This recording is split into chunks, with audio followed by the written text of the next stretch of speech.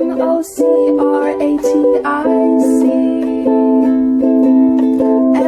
you need to know about the Vigo Dem Party.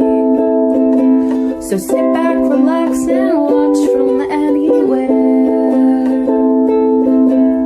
Get ready for a chat with the chair. I'm Joe Etling, Chair of the Vigo County Democratic Central Committee, and welcome to the award-winning Chat with the Chair.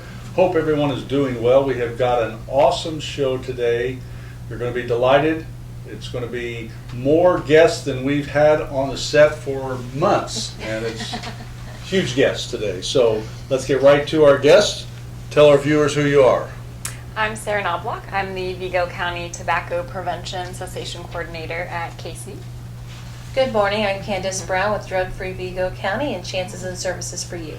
We're sure delighted that you could both join us today, and this is your first visit into the chat with the chair. The question that we always pose coming out, because it's a tough question, is what do you think of the blazer? It's great. I like it.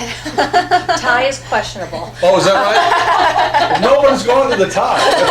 That's the first response that we've had to the tie. But and she's also avoided the question, so this could be a harbinger of things to come for the rest of the chat here. So tell our viewers a little about your background. Sure. So I work in public health right now. I've worked in nonprofits for about the past 9 years in various capacities, but right now helping folks to quit tobacco, nicotine products, and also do a lot of prevention. And are you a Terre Haute native? Yes, I am. Yep, Terre Haute native, went to Terre Haute South. Home of the Braves. There you go. Big on mascots here on the chat. Yes. Yes, and then I went away for college, lived in Colorado for a bit, came back a few years ago. So happy to be working back here in nonprofit work. That's awesome. And in addition to being colorblind, what can you tell us about your background? So I started off as an educator. I was a teacher for 12 years and I taught music education and private music and did some side work with community grants, and that just evolved over time until I came to Chances and Services for Youth, and I've worked in various programming there, and I currently for the past 5 years have been with Drug Free Vigo County and work with a 40-member coalition team, and they are awesome in supporting all types of activities and programs throughout the community. That's awesome. So in your music background, do you have any experience with the ukulele? Oh, great question. No. No. No, but boom whackers. The boom whackers I have down. Is that right? Yes. Have you heard of those? Not today. Okay. Well, look that up. That's a very interesting. Look that up. Yeah, the kids love to play these multiple instruments. They're just long tubes with air that goes through them, and they create melody. And they're called boom whackers. Boom, like boom. boom. Oh, I'm sorry, boom whackers. Well, normally my crew would have us on that, have a graphic on that right away, so we'll see that. But we're big on the ukuleles here on the chat, so if you need some pointers on that, I'll direct you in the right direction. Very good. Are you a Terre Haute native? Well, I am from Clay County. Grew up in Ohio, all over Ohio, Pennsylvania. Landed in Clay County towards my high school. Graduated from Northview High School. Home of the Knights. Knights. There we go. Castle in the Cornfield. That was my year that we called. Okay. We named the new school. Nice. But went on to Anderson University, transferred to Olivet Nazarene University, and finished up my master's here at ISU. That's awesome. So, can you talk a little bit about the work that your organization's doing on a daily basis? Sure. So we do a lot of education. We work with the youth, looking at just kind of protective factors, we like to say. So kids that might be at risk or vulnerable for certain situations. So we do education in the schools. We talk with the teachers. We have a lot of programs at CASY that we say it's cradle to college services. So anywhere from child care, food services, before and after school care. So Candace and I have the I Lead Voice group, which is for teens.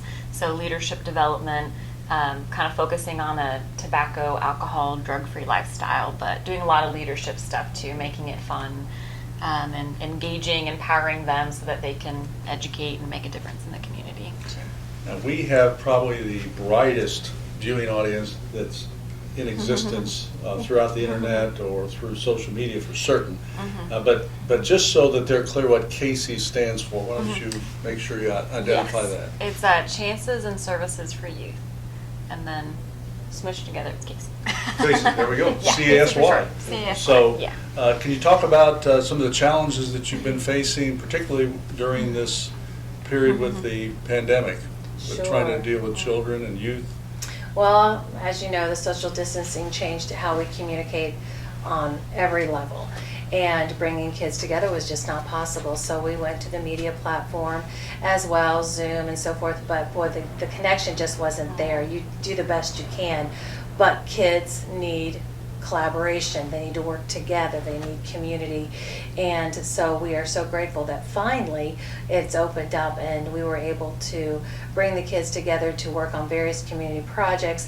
And the highlight of our summer is the I Lead Because My Voice Matters Youth Leadership Summit, where we had 33 kids participate in youth building program exercises. We worked with Judge Reddy and her amazing team. We had attorneys, and the kids learned to problem solve, higher levels of thinking. They dived into very controversial topics, assisted suicide, should marijuana be legalized, to milk first in the bowl or cereal in the bowl.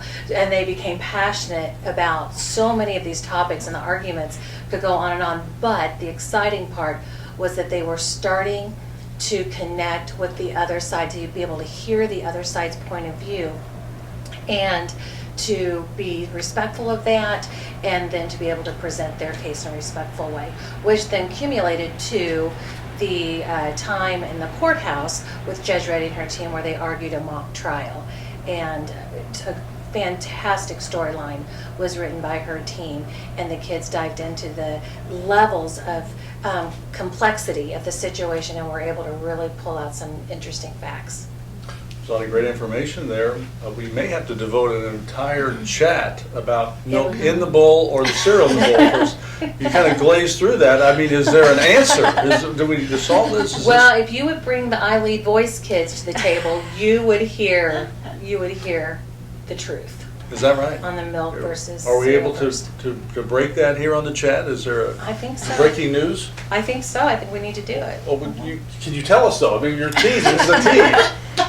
Well, what was the final answer? I don't think there was. There were kids on both sides that were very passionate about. So I'm curious, if it's like Captain Crunch versus Wheaties, is there one or the It other? depends on the cereal, That's what I'm because curious. what is that coating that Clark created? Yes, on Christmas Vacation. Non-nutritive varnish. Thank you. Something. How much of that is in the cereal? National depends. Lampoon's Vacation. I hadn't realized this was an issue. So after You all stick these with years, us. We'll help you out on this. I'm realizing that I didn't know that. So this could be a future topic on the chat. But can you talk about how the youth are selected? How many, as you've indicated, in their age group, ages? Sure. So middle and high school, they kind of came to us from various ways. We had some folks that went last year, and so they were happy to come back and have the experience again. We do work with about 10 kids throughout the year, so those kids were invited, and many of them attended. And we did advertise through the schools and kind of folks that we knew might be interested, kind of brought them along too.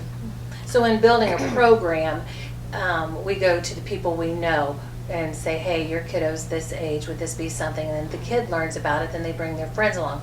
But what was really exciting about this year is that there was an organic excitement amongst kids just within themselves. So it wasn't parents bringing them in, the kids are now leading the charge to attend this summit. So it is just grown by leaps and bounds, and it's kid driven. So that's the exciting part. The kids are telling the parents. That's awesome. So from your perspective, what is the end goal with regard to this summit? What do you hope to see with these youth moving forward with attending this summit? Okay. Sure. So various expectations and goals for this. The first one is that they will become critical thinkers, that they will be excited about making change in their community. They will find their passion, they will find their mission and where they fit, and then have the skills to be able to move forward and be an effective member in making positive change. Also, just learning the basics of what is out there to be positively involved in. We have a lot of risk factors out there, and we focus on those risk factors so much, everything that seems to be against the kids and everything they have to overcome. So one of our biggest goals is to increase the protective factors. That means we don't necessarily just talk about the dangers of alcohol, underage drinking, and drug use, but we bring in all of these positive experiences so that they have choices, they have options, they have a bigger picture that is created, so they begin to dream the next level. They're not just thinking about how do I survive today, how do I get what I need today, but they start to problem solve, advocate for themselves, and then move forward in making those changes in their own lives and in their own community. So that's the big goal, is really creating that environmental change. Sounds like an awesome experience, and it sounds like part of that too, and what you're seeing is that the youth are then reaching out to their friends and colleagues the same age and passing that message along. Correct. And it also, of course, there's so many organizations that are trying to cultivate and then attract young people to stay in the community. Do you find that this is a program that might be geared towards keeping people in Vigo County or the Wabash Valley? Sure, I think so. Yeah, we work with interns at ISU and the various colleges, and we also have with the program, we kind of have an alum network. So when they do graduate high school, we try to keep them involved in what's happening locally. So with our viewers who might have children or friends or relatives that might be interested in this program, how would they go about communicating or find out more about the program? So you can go to the Chances and Services for Youth or website, and there will be a link that'll lead you to the I Lead Voice Youth Leadership Summit. Also can go to the Voice website as well, and Drug Free Vigo County. And then we do radio ads, and we put it on the local news, and then of course advertise through the schools. And you indicate that there's some that you're working with year-round. Is there a different program where they would reach out with regard to that program? It's the same link basically, so we could talk to them and see what they want to get involved with. But yes, we do work year-round with teens 13 to about 18, and so we have events throughout the year. We have fun things that we do throughout the year, and more leadership development. So you each, of course, had opportunities, and we're in the private sector, and now you're working in not-for-profit. Can you talk about what drove you to that and the challenges that you face doing that? So I started off working with various partners in grant writing because we were looking at the data. I was first drawn to some really negative stuff that we were seeing years ago in Clay County, where we were second in the state of Indiana for teen pregnancies.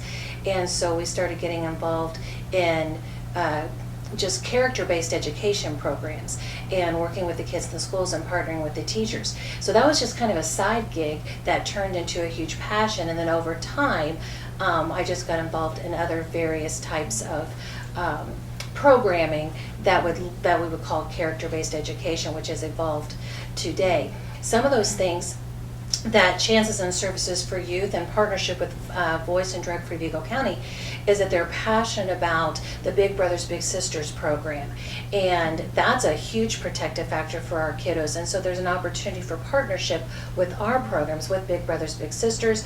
We also have the Teen Court program, which is the restorative justice program. So these are the kiddos that are first-time offenders, and the probation officers refer them to this program so that they can receive a peer-to-peer type of program, but also learn with a local attorney who acts as a judge. The teens sit on the jury. So it's this whole restorative process where kids are learning from their mistakes And then moving forward, and we have had some great kiddos that have come out of that program and have become attorneys themselves. We have 2 kiddos. The one just graduated from law school, and the other one is currently at ISU working towards that goal. So that's exciting to see. Sure. How that's come about. And then of course we have the voice program where the kids are deeply involved in tobacco issues and learning about the aggressive tactics that big tobacco has against our kids, especially the vaping. And so all of these programs are what our kids, they can choose. That's a good starting point. Are you passionate about this? We move them towards those different directions, and then they kind of find their way and what they'd like to get involved in. You're sure doing great work for people here, and we'd sure like to shed light on that to see all the good work that's being done. With regard to our viewers and that do have young people in their lives, any recommendations with them with regard to the issues with alcohol and tobacco that are confronting them on a daily basis, both with regard to how they're marketed and then just with regard to peer pressure? Sure. I would say a big thing is just parents talking to their teens about the issue, whether it's tobacco or alcohol or whatever it is. I mean, it is a tough conversation, but the more parents talk about it, the more kids might feel more comfortable talking to them about it, kind of thinking through maybe friends they have or parties they go to or things like that. So I think that's definitely a really big thing to help them. Yeah, I think as far as like teens and even parents, I think if they kind of take a look at gas stations, TV shows, movies, they'll kind of see how the tobacco industry is spending millions of dollars with advertising, trying to normalize it, we say. It's kind of everywhere. They think it's normal, they think it's okay to do. So even if they kind of took a look at that, they would see that more and more often. And kind of see that they're being targeted to use these products. So particularly with regard to the tobacco, do you find that among youth that it's more prevalent than it has been in the past several years or less? So with like traditional cigarettes, like we would say combustible cigarettes, that has definitely gone down quite a bit. But vaping has skyrocketed. So the kids aren't using, they're vaping now. So that's been a pretty high amount that so that's what we focus a lot on is, it's an electronic device. It seems like hip and new, and it's something that, that generation likes electronic devices, and they might think it's just flavoring. They don't realize that all the chemicals that are in it. Right.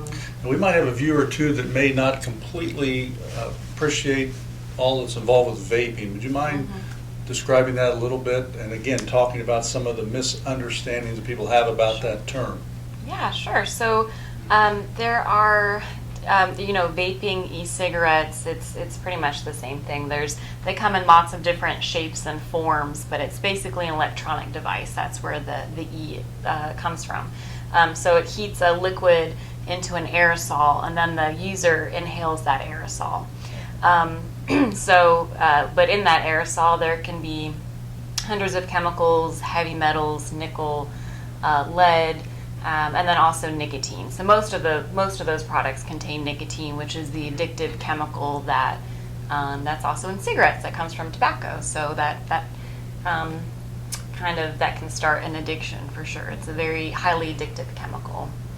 So it's all been somewhat rebranded from That's it. the attack that was on tobacco or traditional cigarettes, combustible cigarettes as you say, and now the vaping seems to have a little less negative connotation, but in fact as dangerous, if not more so, it sounds like. That's correct. And one of the things that I noticed in working with the teen court kids and just the social, you can tell how the marketing is working on our kids in this situation, because when our kiddos are in trouble for, say, they're in teen court for marijuana or whatever the situation might be, I will ask them, well, did you start off smoking cigarettes? And most of the time I hear, oh, that's disgusting, my parents do, that's gross, it smells bad, it's awful. So the traditional cigarette is not what our kids are into. And so, well, how do you feel about marijuana? Well, marijuana should be legalized. Well, marijuana stinks, but it's what has been brought through our schools and what we've been working with. So we have been very successful in decreasing traditional cigarette smoking within that youth population. And so Big Tobacco had to figure out how to regroup. And so they branded the whole vaping, and now kids can pick out like the coolest device. It's kind of like a cell phone, like, oh, this is the new one that's out. And here's the new flavors. So incredibly manipulative, and because now it smells good. Now it doesn't have the nasty secondhand feel to it and third-hand residual smoke feel to it. So kids now think that that is healthier and cooler, which in fact is just as dangerous. How do we go about educating our young people about the dangers then, in addition to what you're already doing? But is there things that we could do or that we could do at home to really try to nip this in the bud before it does become out of control? Well, like Sarah said, it's it's not a one-shot deal. We have to keep working on it. We have to keep finding new ways to communicate this information with the kids. We're working with Brand Butter right now. They have studied the youth culture along with us to figure out the best way to reach them on their level. What are they into? For example, I told the kids to share each other's cell phone numbers, and they looked at me like I had just gone insane, because they don't share cell phone numbers anymore. They share TikTok. They share Instagram. And so that's how they're talking with one another. And so even for cell phones and texting, there's a new way to communicate. So we've got to get into their world, their TikTok, their Instagram, and we got to find the professionals that will help us, also come alongside the media and marketing teams so that we can get into the homes, which then helps the parents communicate effectively with the kids. But it's just going to be an ongoing conversation. Imagine my rotary dial phone would blow their minds. It wouldn't even know. It wouldn't even know. They wouldn't know what to do. Yes. Well, awesome things you're doing. That sounds to me like that might be quite a topic to add into the milk before the cereal or cereal before the milk for the next summit. It sounds like ways for the young people to help combat that issue with vaping. What do you think? Excellent. It's a big one. It is huge. You are doing some awesome work, and I know that it's difficult, and particularly in these times, but we tip our hats to all the great work that you're doing, and we sure appreciate it, because again, we know that there's other opportunities that are out there for people with your caliber of attributes in the private industry with regard to making much more money than you're making in a not-for-profit, but you're doing such great work for such a great cause, and it improves our quality of life in the Wabash Valley. Any final thoughts for our viewers that you'd like to share about the things that you're doing, or in that regard, if they have interest in being involved with your organization, what you would recommend to them? Sure, yeah. For folks who want to get involved, our website is the Chances and Services website, and that's casyonline.org. And we're on Facebook, Instagram. Big Brothers Big Sisters is on Twitter. We have Tobacco Free Vigo. That's on all of those channels as well. It's a great way to get involved. But yeah. And regarding those people that might want to volunteer or work in some capacity, are there background checks or the things they're going to have to be participating in to do that? Depends on what we're doing. Okay. For example, if someone wanted to come out and hang out with me for the National Drug Take Back Day, that's another huge event. We work with our police officers, and so people can just come out and volunteer for that. We wouldn't have background checks. But when we have people working with our kiddos in a youth setting, most of the time we do background checks. And most of the time, the people that we're working with have that already established with their office, so they just send us a copy. And has that date been set? Okay, so there are for the National Drug Take Back? Yes. So there are two. There's one in the spring and one in the fall. Okay. And I don't have the new dates yet. Okay. They'll announce them Well, soon. we'll get that, so we'll post that. Any final thoughts for our viewers? Thank you for having us. This is wonderful. The Sycamore building is amazing. I'm glad I got to see it. Well, I'm glad you brought that. We're in our new set, downtown Terre Haute, in the historic Sycamore building. So it sounds as though this could be your maiden voyage not only on the chat, but also to the Sycamore building. It really is. So now we can expose our youth to the community. Now that you know it's here, you can come show them off. Glad to. Be fun. Well, we appreciate all of you tuning in to this chat with the chair. Until our next chat, I'm Joe Etling. Everybody stay safe and God bless you. MOCRATIC. Everything you need to know about the Vigo Dem party. So sit back, relax, and watch.